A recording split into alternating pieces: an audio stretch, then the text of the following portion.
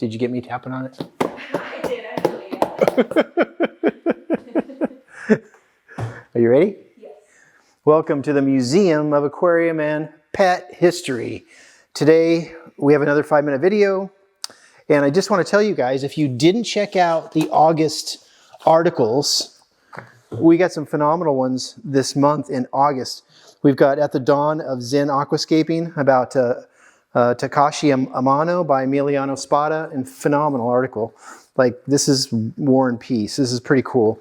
We have Floating Bisque Ornaments by Sharon Weintraub. She calls them Floating Folk, Bad Kinder, German. So that's interesting because there was a floating mermaid that sold for a couple $1,000s recently on eBay. My Life in the Pet Industry, the very last segment from Steve Feinberg. If you haven't read the 4 segments or 5 segments that he wrote, you should. That's a phenomenal article. And Virginia Belmont's Famous Singing Birds. We actually got an article about her, which was really interesting. So be sure to check that out. That is in August.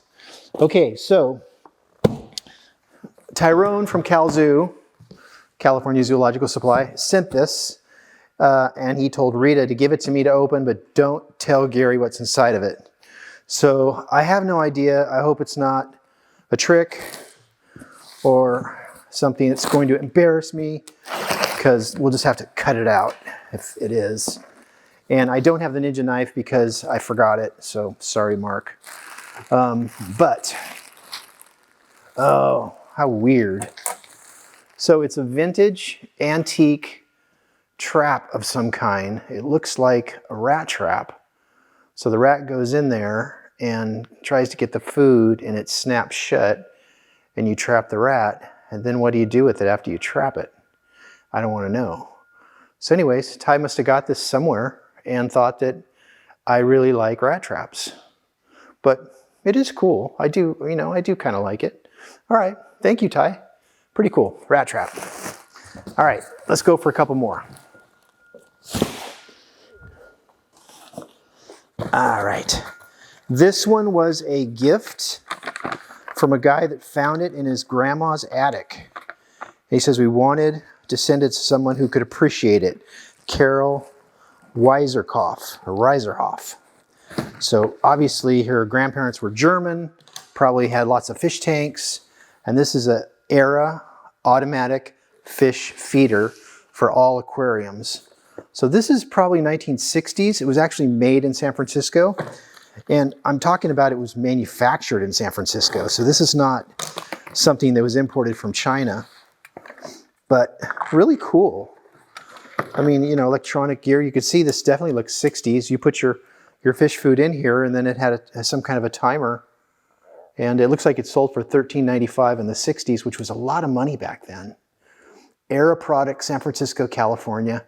Model F70, patent pending, automatic fish feeder.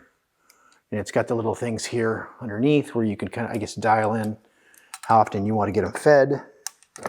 It even has the instructions. So that is really, really cool. I like this. And it shows where it goes on the aquarium. It kind of hangs on the back, sort of in the upright vertical position. And again, thank you, Carol. That was very nice for that little gift.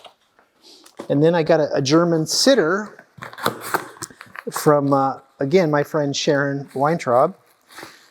She asked if I wanted this one, and this is one I don't have for the museum.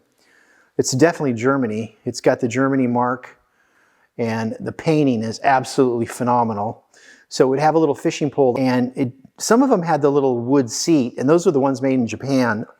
But these didn't. These actually had an indentation, so you set them right on the fishbowl on the edge, and they were fishing in the little fishbowl where your goldfish was. So they're really cute. And look at the paint on that. I mean, this probably sold for, 50 cents back in the 1920s. Today it sells for a lot more than that. So that is that. Okay, so let's look at this one here.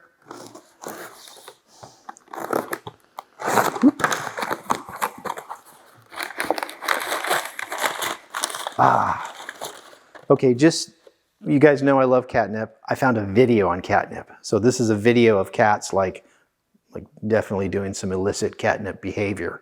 So I'm gonna watch this video because it looks very funny. So that's catnip video. And one more.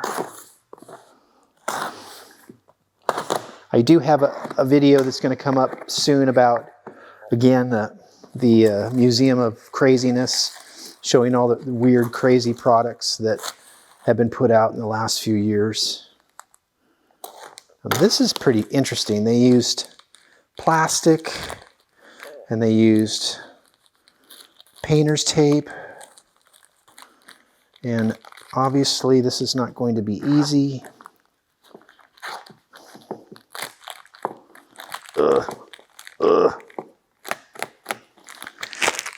Where are your scissors when you need it? Oh, here we go. Oh yeah, I forgot about this.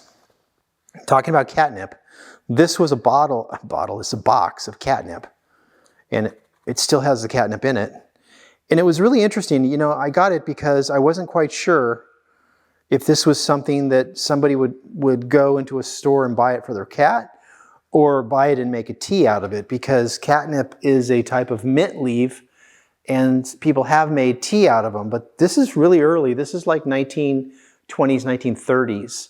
So I was just curious about that one, and I'm going to have to do more research to see if that was for animals, for pets, or if that was for humans. Out of time? All right. That's it. I'll save this for the next video. Again, thank you guys for coming this week, and I will see you again next week.